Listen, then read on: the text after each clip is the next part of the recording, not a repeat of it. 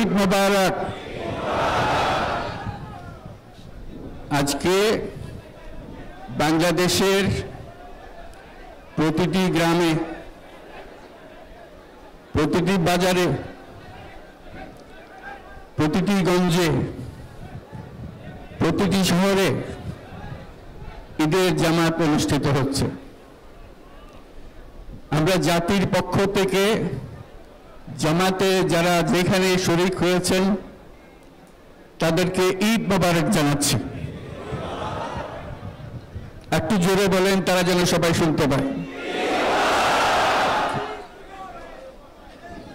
যারা ঈদের জামাতে শরীক হবার সুযোগ পাননি তাদেরকেও আমরা ঈদ মোবারক জানাচ্ছি, সেটাও জোরে ঈদ মোবারক দেন। আমাদের মা বোনেরা, মহিলারা যারা ঘরে আছেন তাদেরকেও আমরা জাতির পক্ষ থেকে ঈদ মোবারক জানাচ্ছি। আমাদের প্রবাসী শ্রমিকরা যারা বিদেশে আছে, সারা বছর কষ্ট করেছে, আজকে হয়তো ঈদের জামাতে যেতে পারবেন কিংবা যেতে পারবেন না, কিন্তু জাতির পক্ষ থেকে আমরা তাদেরকেও ঈদ মোবারক জানাচ্ছি। যারা বাংলাদেশিরা আছেন পৃথিবীর বিভিন্ন দেশে, জাতির পক্ষ থেকে তাদেরকে আমরা বলে যাইনি, তাদেরকেও আমরা ঈদ মোবারক জানাচ্ছি।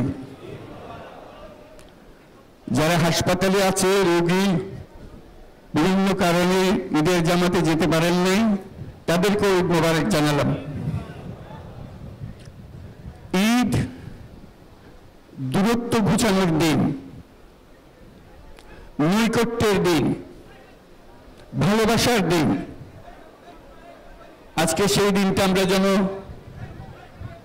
গভীর ভালোবাসার সঙ্গে উদযাপন করতে পারি, সেই মেসেজ আমরা যেন সবার কাছে পৌঁছে দিতে পারি। আজকে একটা অটুট ঐক্য গড়ে তোলার দিন, এবং আমরা স্থায়ীভাবে এই ঐক্য গড়ে তুলতে চাই।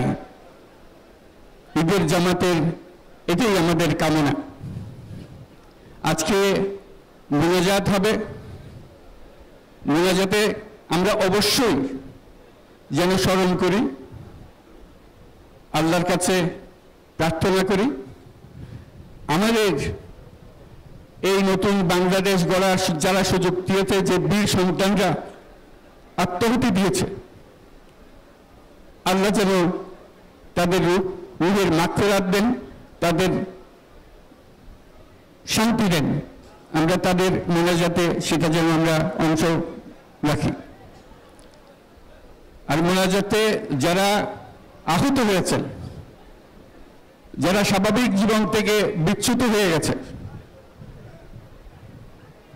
এই দেশের জন্য নিজেদের স্বাভাবিক জীবন ত্যাগ করতে যারা বাধ্য হয়েছে, তাদের স্বাভাবিক জীবন যাপনের ক্ষমতা দেওয়ার জন্য, রোগমুক্তির জন্য আল্লাহর কাছে যেন আমরা প্রার্থনা করি। আজকের দিনে আমরা প্রার্থনা করি, যেই নৈকট্য আজকের দিনে আমরা শুরু করলাম, এই নৈকট্য এবং এই ঐক্য জাতির জন্য যেন স্থায়ী হয়, আমরা যেন একটা ঐক্যবদ্ধ জাতি হিসেবে সামনে এগিয়ে যেতে পারি। যারা আত্মত্যাগ করেছেন, যারা নতুন বাংলাদেশের স্বপ্ন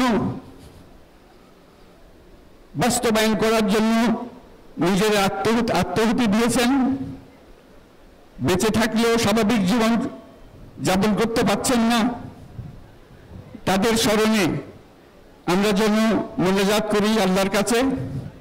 আমরা অবশ্যই সেই স্বপ্ন বাস্তবায়ন করবই।